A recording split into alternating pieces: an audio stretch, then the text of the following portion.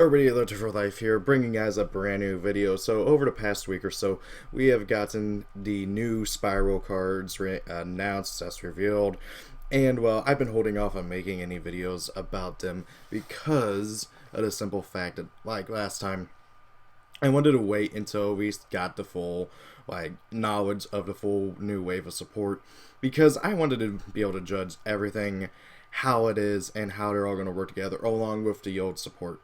And I'm really glad I did it, because holy crap, we are not only did we get all the new Spyral stuff announced in a leak today, but also all the new Subterror stuff. And oh my god, I have not read any of these. I cannot wait, because as you guys know, I'm a super big fan of Shadow Colossus, and with this third wave of support, we should finally be able to play a pure Subterror deck, and I really cannot wait. I'm being completely honest. So, but our day are going to be last. First, we're going to talk about the new Spyral stuff, and I'm pretty much going to echo pretty much everybody else's sentiments on Spryal Misty. Really good card here, but the issue is that one letter.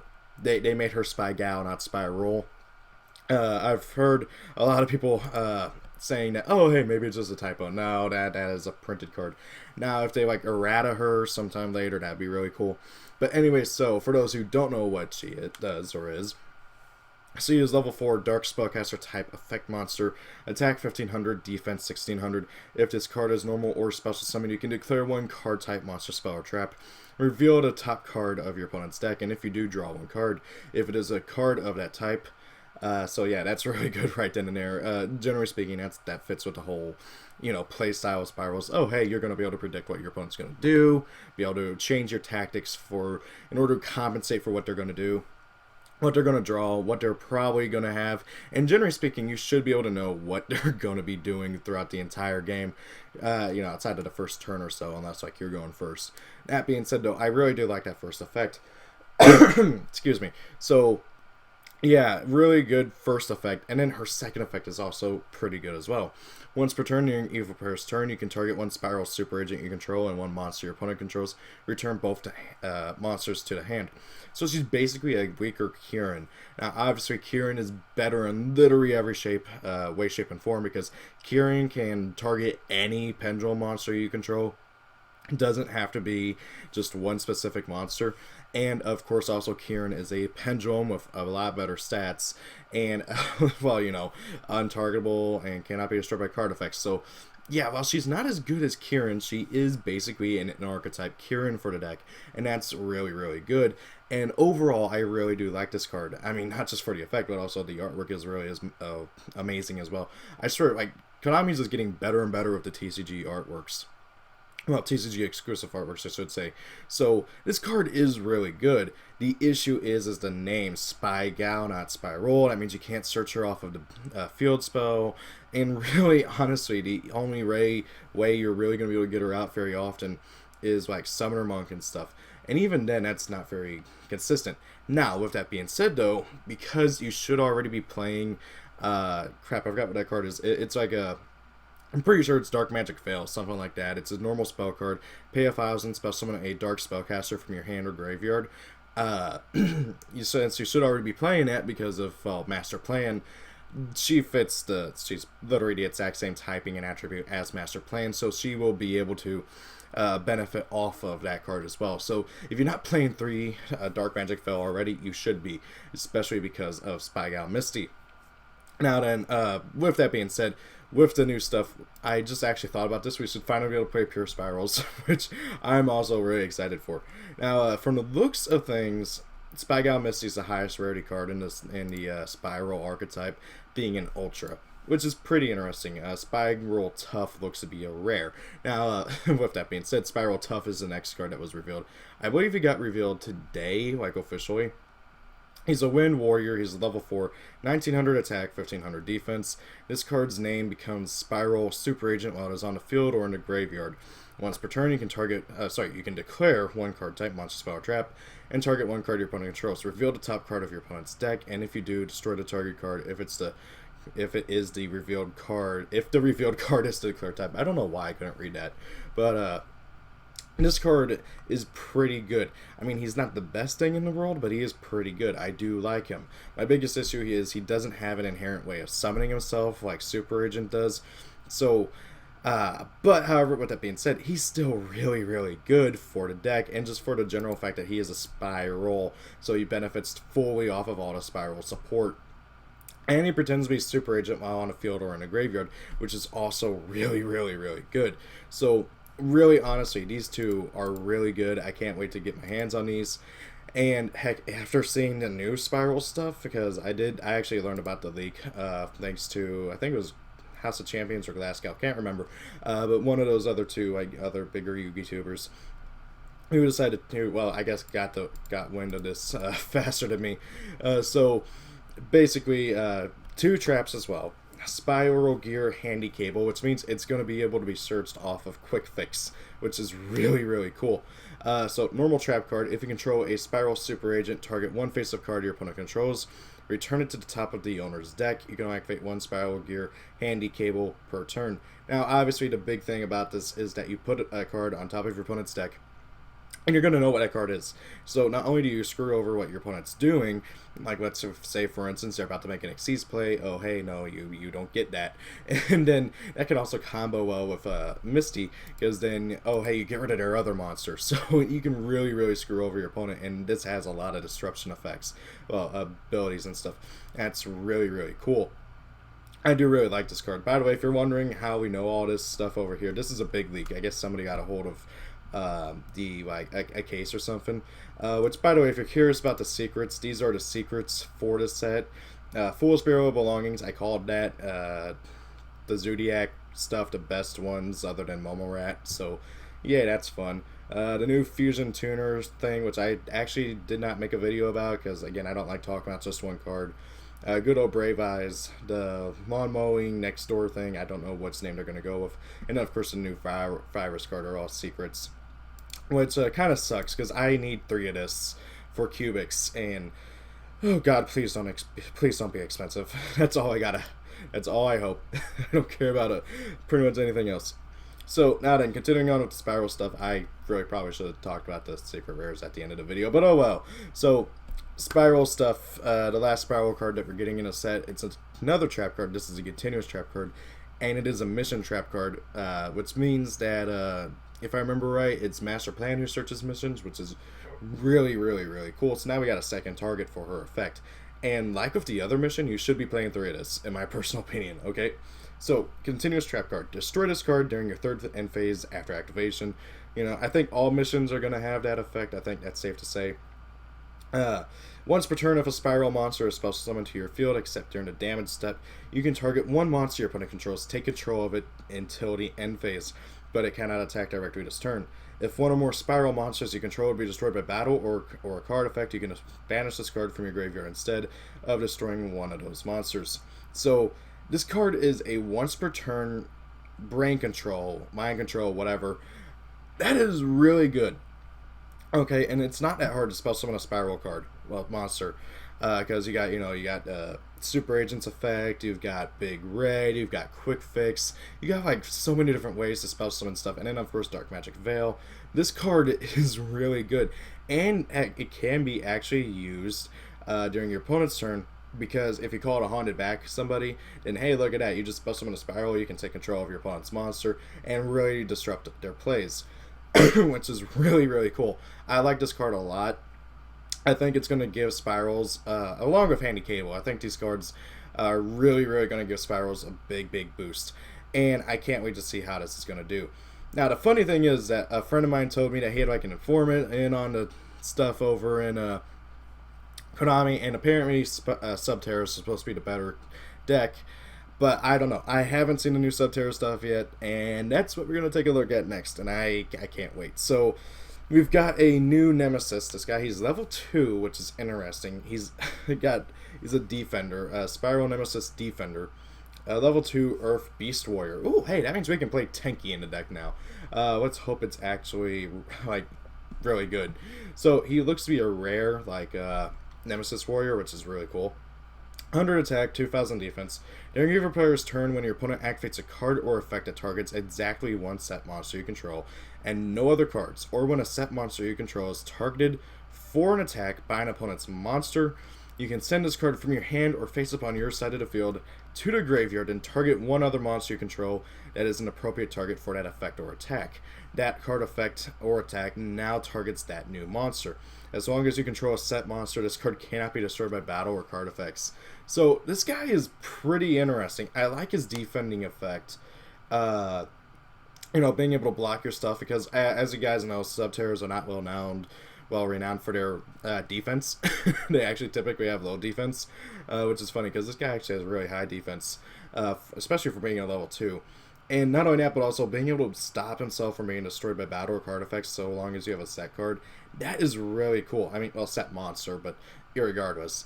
That is really cool. I do like this guy quite a bit, being able to protect your weaker Subterrors that are face down. My biggest issue with this guy, though, is the fact that he doesn't really have that good of an on-field effect. Yeah, sure, he can't be destroyed by battle or card effects while you control another Subterror, but I really kind of wish that he had some way of flipping himself down or a Subterror down. That'd be really cool, but no, we don't get that. But anyways, aside from that, though, I do like him. He seems to be pretty good. I don't know how many I'm going to play, but like in a pure version, I think he's definitely going to be a 3 of in a pure version. So, okay, this is freaking Phalanx. That is Phalanx, okay? That is totally Phalanx, okay? So if you guys don't know who I'm talking about, by the way, I don't know where Defender's coming from. I actually kind of wish we got a horse because aggro, but that there is totally Phalanx. Let's go over to the good old Google Images. Shadow of the Colossus.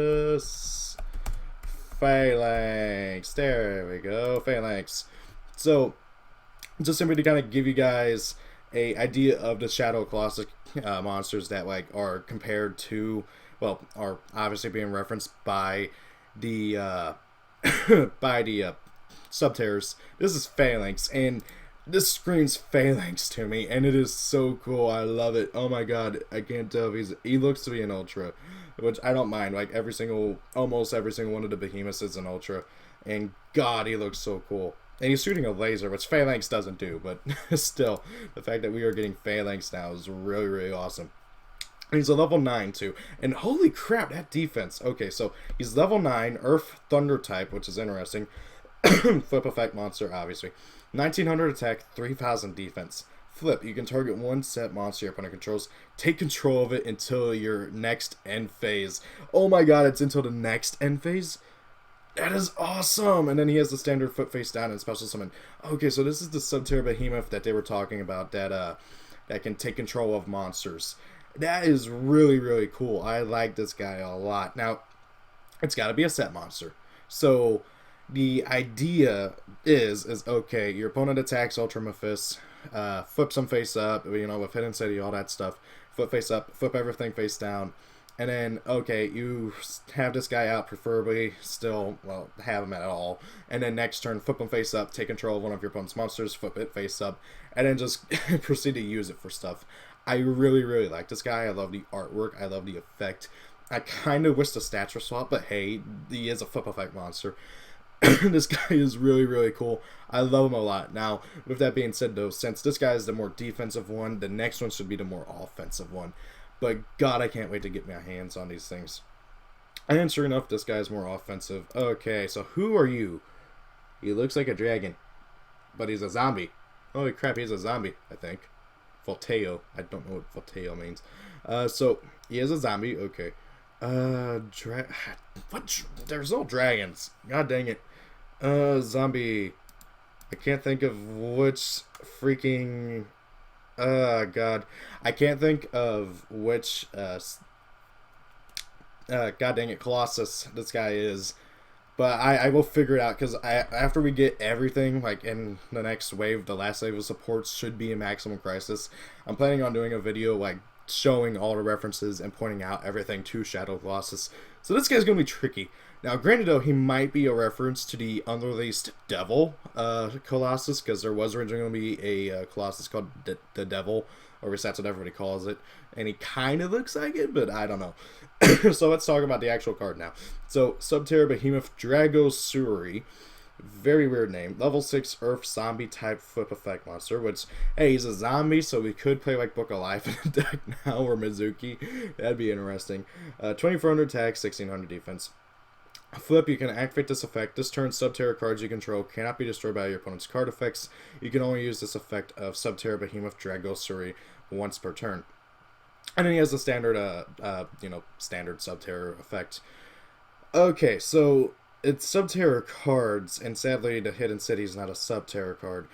But, however, I do like this effect for, well, obvious reasons. It's protection. And I think the big thing about it is that it's supposed to be during, like, your turn, so that then you can go on the offense, and then, okay, main phase 2, set everybody. The biggest issue with this card is that it doesn't protect your set cards. If he had a way, if his effect was worded, you can activate this effect, this turn, Subterror cards you control, and face down monsters you control cannot be destroyed by your opponent's card effects. This got to be a whole lot better. Okay, but however, as it stands right now, I don't know. I legit do not know how to react to this, because it's not that great, but you're still going to want to play some of them in the pure build. I do like his stat line though. 2400, 16, he's the level 6, pretty good stats. I just wish he was able to protect your face down monsters. That's my biggest issue with him. Then we got a Subterror spell card, which is really, really cool because, oh wow, it's a continuous spell. Holy crap. And I'm going to take a look at this artwork because that looks cool. Okay, so it looks like Stalagmo is fighting Archer, Defender, and Nemesis Warrior. That's really cool. I like that. It's a beautiful artwork. I want it as like a wallpaper or something. Still, I can't help but wonder, hey, maybe I'll get the horse next set. So, continuous spell card. All Subterror monsters you control gain 500 attack and defense for each set monster on the field. That's funny. Once per turn, when a Subterror monster you control inflicts battle damage to your opponent, you can target one Subterror card in your graveyard, accept itself, add it to your hand. Holy crap! Okay, so we finally got Graveyard Recursion for the deck, which is amazing. This is something that the deck has needed since pretty much it first was announced, because it didn't have any, and it only got worse once we finally got Archer, because you couldn't get her back from your graveyard reliably. Yeah, you could play Monster Reincarnation or other things, but getting her back from your graveyard to your hand was not that easy.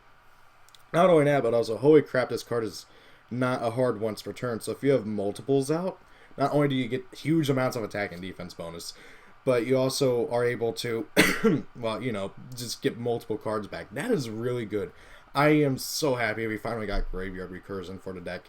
That is really good. That is something the deck really, really, really needed. Now, how reliably it's going to be used, I don't know. That is a good question.